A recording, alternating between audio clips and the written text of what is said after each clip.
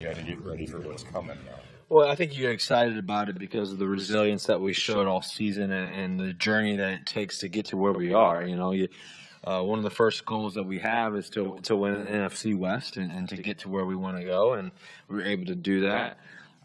That's definitely exciting. I was just celebrating with those guys in there. It's something that we're pumped up about. Going into the playoffs, to have a bye week essentially for us and basically a win in a way, that's huge. And allows us to rest up, allows us to study our possible opponent, and most importantly, you get to play at home again. They get to play in front of the 12s.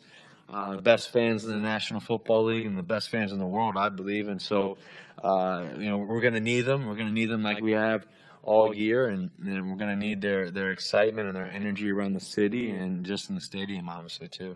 What was the thinking or even the conversation at halftime after not being able to get in the end zone in the first half? We just stayed on course. Score 6-0. I kept telling the guys, it's only 6-0. So our focus was just to continue to play great football, stay on the course, and we knew we were playing a great defense. I mean, they do a lot of different looks, and Coach Fisher has those guys ready to go. So we knew it was going to be a battle, we knew it was going to be a challenge, and we just had to stay the course. Our defense was lights out tonight. They made some plays, man. You think about Earl Thomas's play. The possession before, we were talking about just me and him were sitting there and just talking about visualizing making great plays, and I just kept telling him, keep visualizing, man, keep being there, and sure enough, he makes that play there. We always say, just give us an inch, he makes that play. So. Also think about the young guys, too. Paul Richardson had a phenomenal game tonight. He keeps being explosive for us and keeps showing up, which is really big for us. You think about Kevin Norwood. He makes that big-time third down play and gives it on the sideline and gets us into the red zone there, and then Marshawn Lynch walks in on that run. So the resilience that we showed, like I said, and just the faith in each other and the togetherness that we have shown all year, but especially in this game, I really showed up today. The defense playing the way it is, how much does that allow you to afford not to take risks, to keep within the system, and just take by the time for the game to play out? I never really worry about taking risk or anything like that. Yeah, if it's at the end of the game, it's 4th down and 7 or something, you got to take a shot, that type of thing. But I just try to play the game the way it's told, and I know that our defense is going to make some plays for us, and if they ever mess up, we're going to try to step up, and vice versa. And we offensively we've made a lot of big strides and a lot of big plays, especially in the times where we really need it. And to go on the win streak that we've had is pretty spectacular, not easy to do. Especially in the NFC West. You think about where we were. We had all these games in the NFC West still to play, and we didn't back down. There was no fear, and so we just kept playing, kept preparing, and like I always say, the separation and the preparation. That's what we were able to do. You were in Kansas City. You mentioned after the game we've got 6 games left. I think they're all going to come down the wire, and I think we're going to win all 6. Why'd you say that? I always get good. I always have good instincts. Kind of struggle through that part of it, but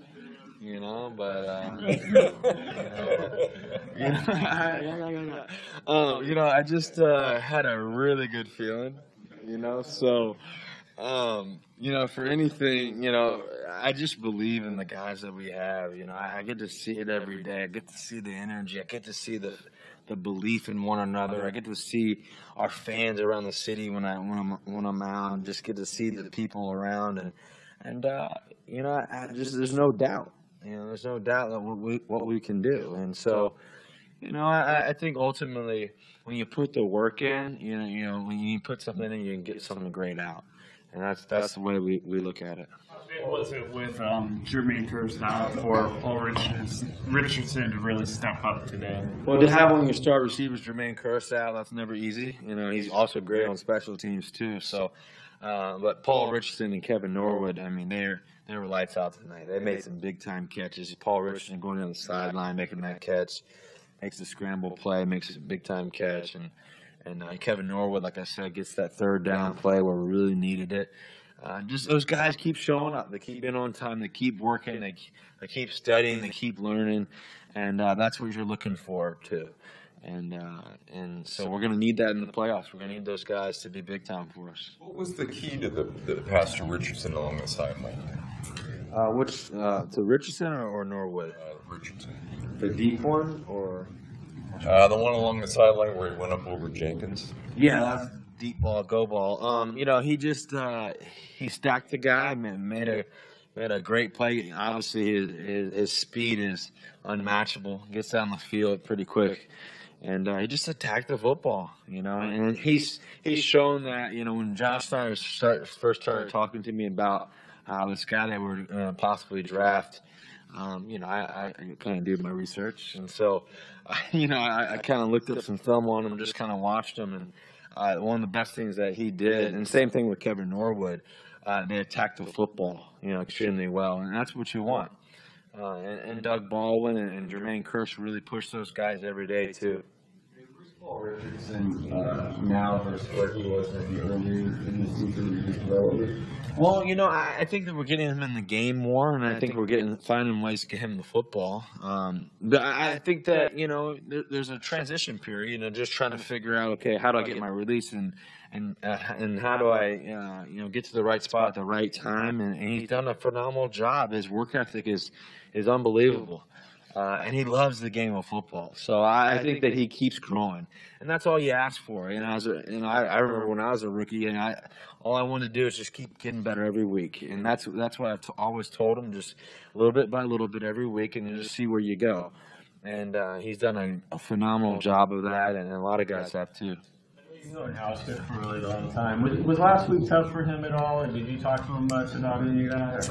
When you're one, I told him that he's the best kicker in the National Football League. So for me to talk to him and just on the sideline after that, during that one game we had last week, I just told him, Steve, you got to realize you're the best kicker in the National Football League. You didn't get another chance. I remember Michael Jordan missing a couple shots every once in a while. Derek Jeter may have swung and missed every once in a while. But, I think that what makes a true champion, what makes somebody be the best is they keep fighting, they keep coming back. And that's what he did tonight. And he's phenomenal. He's a guy that works hard every day. He believes in himself, and we believe in him. And he did a great job tonight. Do you ever pinch yourself with what's happened to you in 3 years here in Seattle? You guys have been to the Super Bowl. You've been to the playoffs 3 times. You've been a starter since you first got here. And usually people, when they come to the NFL, they have to pay some dues. Do you ever think about that? Well, I think I definitely had to pay some dues. But, it's one of those things that, I just I'm grateful for the people I have around me. And I'm just grateful for the opportunity that God's given me just to play in a phenomenal city. Going back to before I got drafted, I put all 32 teams in a hat, and I said that whatever team I pull out of the hat, it's gonna be the team that picks me. And sure enough, that's what happened. I just believe in certain things, and just it's worked out for me in that way. And so, like I said, I put the work in, but I have great people around me that put the work in too, and I wouldn't want to be any other place. I'm blessed to be here and blessed to be a Seattle Seahawk. I'm truly grateful for the opportunities that I have and going to continue to have, and just want to keep winning. Russell, if we could wave a magic wand and have this team from this year play the team from last year, who would win? Who knows, man? That'd be a mystery. I don't know. It'd just be. I think that our team this year. What I like about our team this year, it was different circumstances the year before. We hadn't won a Super Bowl, first of all, and I think also, I don't remember. I know we finished 13-3 in the regular season, but we had a lot of wins. I think we were 8-1 at one point, maybe 9-1 at one point. This year, I think it's a little bit better though. Because you're 3-3, and people are doubting you, and there's no doubt in our locker room, and we believe in each other. And you think about the games we lost. We lost a tough game in San Diego, and then we lost to Kansas City in a tough game. Lost a couple others here and there, and we just kept going. And so I think to come back and show the resilience that we've had and the type of players that we have, and I'm in this year. I'm right now. So I would pick this team. Russell, what does it say about this team that it seems like whenever you get any little bit of momentum, you never seem to let it go, and not let it go, have it grow and kind of build and kind of run away with it? Yeah, that's what championship teams do, and I think that we're trying to always get there. And when we have a chance to put our foot down, we try to find a way to finish it. And it goes both ways. The defense making that huge play, and Bobby Wagner punching that ball out, and Bruce Irvin taking the pick, and then Jordan Hill gets the interception. And then when we get that short field, we want to capitalize on that short field, and that's what we're able to do. Like I said, Norwood makes a big play on the third down, and then the next play, Marshawn Lynch walks into the end zone. And so, that momentum we have to lean on, and then that's sports. If anybody knows sports, that's how you make those big plays and those big wins. Norwood's as open as he was on that play. Is that a hard throw? Because he's so open. It's not a hard throw.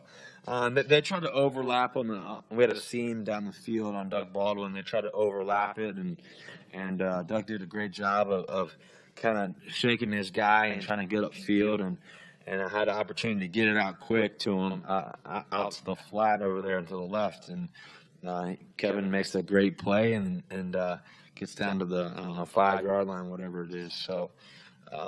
You work on those things. You work on your footwork before, and there's no hesitation.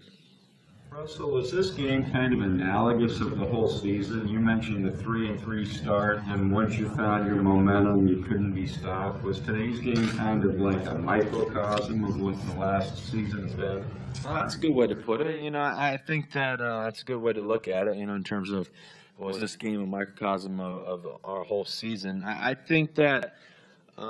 More than anything, though, it's a journey that you take, and as you go into a season, as you're playing professional sports, and you have a great opportunity, and winning games in the National Football League is one of the hardest things to do.